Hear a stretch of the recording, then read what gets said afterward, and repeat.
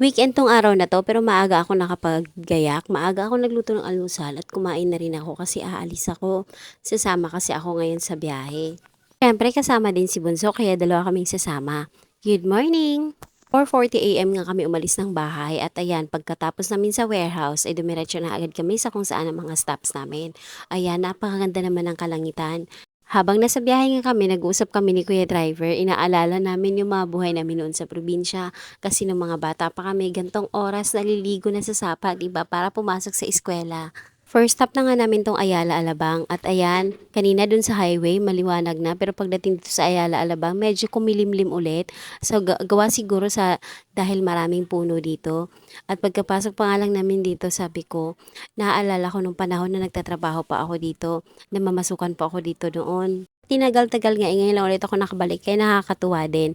Pagkatapos nga namin mag-drop ng mga i-deliver naming item, ilumabas na rin kaagad kami dito. Ngayon naman ay papunta naman kami ng Evia. Nagmadali na nga kaming lumabas ng Ayala Alabang kanina gawa ng para mahabol namin tong Evia. At on the way Evia nga dumaan muna kami ng 7-Eleven kasi sabi ko gusto kong magkape.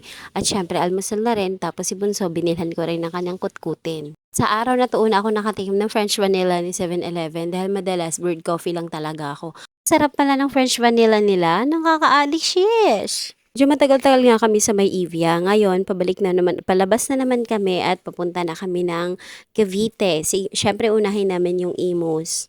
Si Bunso nga, nag-umpisa na siyang mainip. Hindi ko naman siya mapanood ng phone dahil gamit-gamit ko nga dito sa pag-video. At ito na si Bunso, nagapang-gapang na nakarating na. Pupunta na siya sa likod. Ayan, kasi gusto niya maglakad-lakad sa likod. Akala siguro nito nakastable kami. Mabuti na lang walang rough road, kaya hindi ako masyado nahirapan mag-ano sa kanya. So dito na kami sa Tansa ngayon, galing na kami ng Buhay na Tubig at galing na rin kami ng Imus. Pagkatapos naman namin dito sa Tansa ay magla-lunch muna kami, pagkatapos ay pupunta na kami ng Silang. Kanina pala sa Tansa, nagkita kami ng kaibigan ko at pinadalhan niya ako nitong saging na latundan. Hilaw pa to. At nadaanan din namin to nagtitinda ng bibingka, 10 pesos lang isa niyan kaya bumili na rin kami para kutkuti namin hanggang sa makauwi kami ng bahay. Kasi alam ko na ang traffic, grabe talaga. Kaya ito may kutkuti na kami, may baon na kami sa daan. At ngayon nga ay paakyat na kami ng Silang. At eto na nga, nandito na kami sa May Vista Cinemas. Hindi namin napansin na Dasmariñas pala tong pinasok namin. Kaya tuloy, bumalik lang kami. Pumunta kami ng RDU, wala pala doon yung magre-receive ng delivery. Kasi mali pala tong pinasukan namin. Gawa ng nasa Dasmariñas pala kami, hindi talaga namin napansin yan. Ang ganda-ganda pa nga ng pag-video ko dito, pinifeel ko na sabi ko last drop na to at makakauwi na kami. Tapos nagstay pa kami ng ilang minuto sa may RDU dahil akala ko ito na nga yun. Yun pala, nung tumawag yung magre-receive, sabi niya, hindi po silang yung pinuntahan yun, Dasmariñas yan. At ito na nga, bumiyahe na nga rin agad kami papunta ng Silang. At ito na nga, nakarating na kaagad kami ng all day Silang. True na talaga to, ayan, may mga pine tree na. So, ibig sabihin, malapit na kami sa Tagaytay. Ibig sabihin, nasa Silang na kami. Pagkarating nga agad namin dito sa mall na to, dumiretso na kami sa RDO dahil nandun naghihintay yung nagre-receive ng aming delivery. At ang ganda-ganda na nga dito, malapit na talaga sa Tagaytay. Ayan, may mga pine tree na, sayang lang kaya lang kasi medyo tanghali na. Actually, hapon na to, mga 1 PM na. Hindi nakakayanin kung pupunta pa ng Tagaytay. Kaya next time na lang, balik na lang tayo, shish. Uwi na nga namin, ang sabi ko kay kuya, magkalax na tayo kasi parang hindi ko nakakayanin ang haba ng oras ng pagkakaupo ko dito. Hindi man lang nakarampa itong forma ko, chos.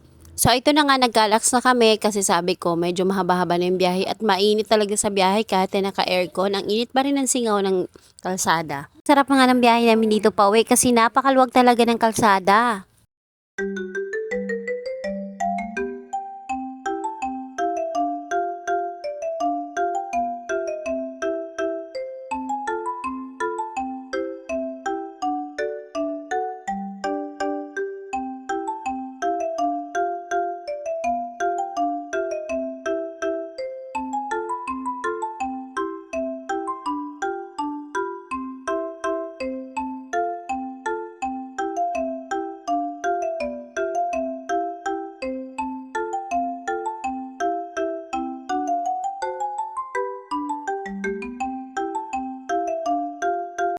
Grabe, sulit din naman talaga yung 140 pesos na ibabayad mo galing ng Silang hanggang Sukat na. Kasi napakalawak naman talaga ng kalsada at mabilis ka lang talaga makakarating. At isang reason nga rin na nagmamadali na ako makauwi dahil syempre magluluto pa ako ng hapunan ng aking mga itlugan. At syempre si Papa B pa uwi na yon kaya for sure gutom yon. At ito nga for today's video, isda-isda muna. Isda na naman ulit pala. Ang paborito ng lahat.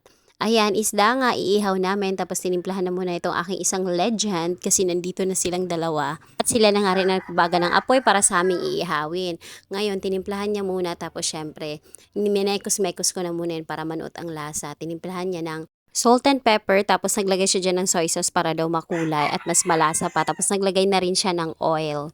O diba sosyalin to, sesame oil pa ang gamit. At nagpapitas na nga rin ako sa kanila ng mga kamyas kasi meron pa ako ditong medyo maliliit. Ngayon ang sabi ko ipapaksiw ko to pero gusto ko may kamyas kaya naghanap sila at namitas sila ng kamyas. Oras ka gagawin yata rin talaga si Manon.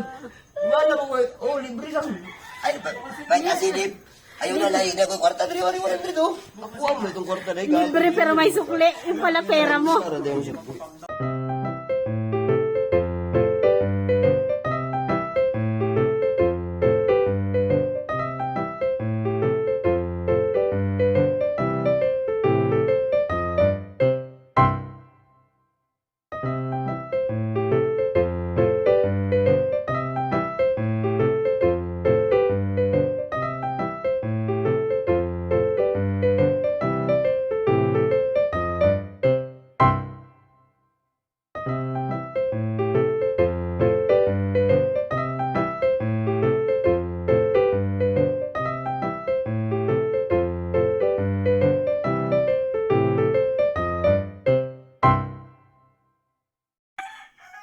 At ayan, nalagyan ko na siya ng sibuyas, bawang, luya at kamyas. Tapos timplahan ko naman siya ng asin at paminta. Simpleng-simple lang, paksiw na paksiw lang talaga. Parang yung nasa probinsya.